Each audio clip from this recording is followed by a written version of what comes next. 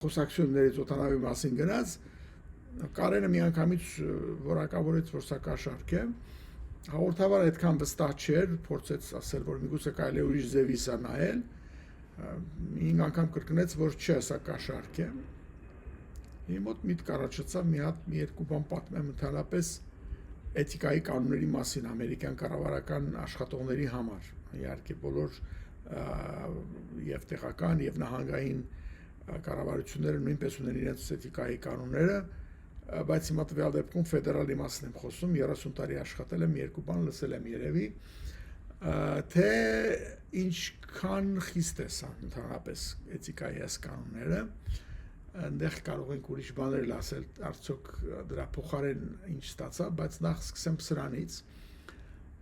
նախ ասեմ, որ էթիկայի կանոնները շատ պարտադիր են բոլորի համար, կապ չունի պաշտոնից, կամ իր դիրքից, նույնիսկ քաղաքական նշանակումով մարդիկ պարտավոր են հետևել դրանք